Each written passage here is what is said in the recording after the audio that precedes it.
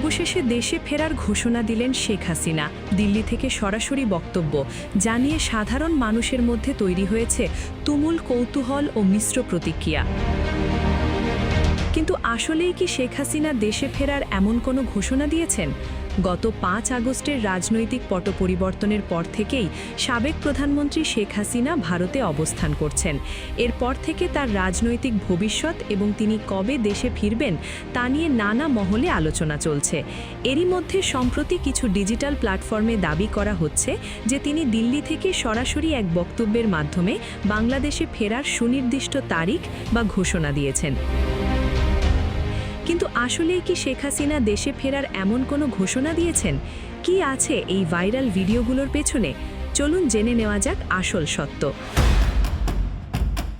চলতি বছরেই কি রাজপথে ফিরছেন সাবেক প্রধানমন্ত্রী শেখ হাসিনা, নাকি আওয়ামী লীগের রাজনীতিতে ফেরার পেছনে কাজ করছে পর্দার আড়ালের কোনো গোপন সমঝোতা? ভারতের প্রভাবশালী গণমাধ্যম এনডিটিভির সাম্প্রতিক একটি রিপোর্ট বাংলাদেশের রাজনীতিতে নতুন করে তোলপাড় সৃষ্টি করেছে। রিপোর্টে দাবি করা হচ্ছে বিএনপির সাথে নাকি তলে তলে একটি আন্ডারস্ট্যান্ডিং বা সমঝোতা হচ্ছে আওয়ামী লীগের। আসলেই কি তাই, নাকি এর পেছনে রয়েছে দিল্লির কোনো মাস্টার প্ল্যান? আজ আমরা বিশ্লেষণ করব শেখ হাসিনার রাজনীতিতে ফেরা এবং এর পেছনের জটিল সমীকরণগুলো। এনডিটিভিকে দেওয়া এক সাক্ষাৎকারে শেখ হাসিনা স্পষ্ট জানিয়েছেন, আওয়ামী লীগের ফিরে আসা কারো ব্যর্থতা বা দুর্বলতার উপর নির্ভর করে না। আওয়ামী লীগ জনগণকে সাথে নিয়ে নিজের পথ নিজেই তৈরি করে।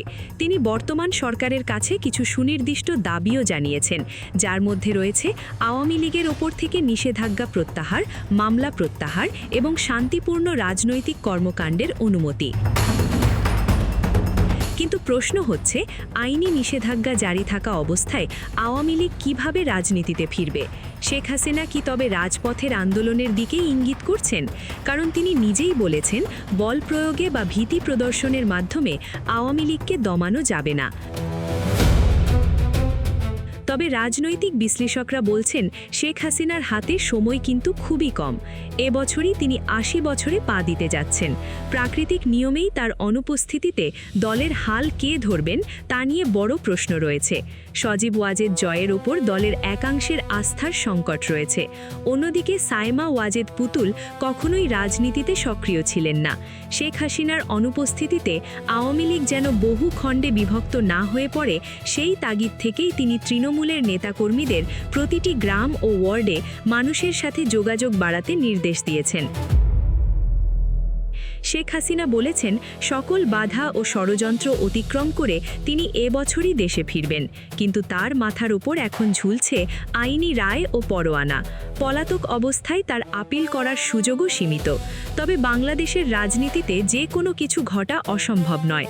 অতীতেও আমরা দেখেছি, ফাঁসির রায় মাথায় নিয়ে বছরের পর বছর বাইরে থাকার পর দেশে ফিরে স্বরাষ্ট্র মন্ত্রণালয়ের বিশেষ আদেশে মুক্তভাবে ঘুরে বেড়ানোর নজির রয়েছে।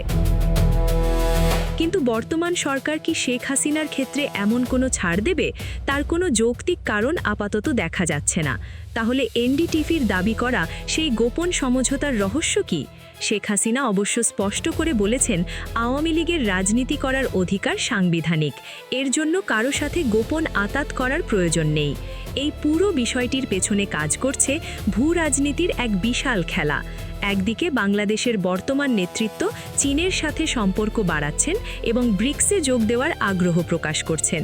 অন্যদিকে আগামী সেপ্টেম্বর মাসে ভারতের নয়াদিল্লিতে বসতে যাচ্ছে ব্রিক্স শীর্ষ সম্মেলন। ভারত কি বাংলাদেশকে সেখানে আমন্ত্রণ জানাবে? ভারত ইতিমধ্যেই বাংলাদেশিদের জন্য ভিসা সুবিধা চালু করে তাদের আন্তরিকতার বার্তা দিয়েছে। বিনিময়ে বাংলাদেশও হয়তো ট্রানজিট সুবিধা সচল রাখতে পারে। আর এই কূটনৈতিক আদান প্রদানের অংশ হিসেবে ভারতের পরীক্ষিত বন্ধু আওয়ামী লীগকে দেশের রাজনীতিতে আইনি প্রক্রিয়ায় ফেরার স্পেস বা সুযোগ করে দেওয়া হতে পারে, এমন গুঞ্জনও এড়িয়ে দেওয়া যাচ্ছে না। সব মিলিয়ে শেখ হাসিনা সশরীরে এবছর দেশে ফিরতে পারুন আর নাই পারুন, পর্দার আড়ালের নানামুখী আলোচনায় আওয়ামী লীগ দেশের রাজনীতিতে আবার পুনর্বাসিত হতে যাচ্ছে কিনা সেটাই এখন দেখার বিষয়। আপনার আপনার কি মনে হয় আসলেই কি কোনো গোপন সমঝোতা চলছে? কমেন্ট করে আপনার মতামত জানান। ভিডিওটি ভালো লাগলে লাইক এবং চ্যানেলটি সাবস্ক্রাইব করতে ভুলবেন না। ধন্যবাদ।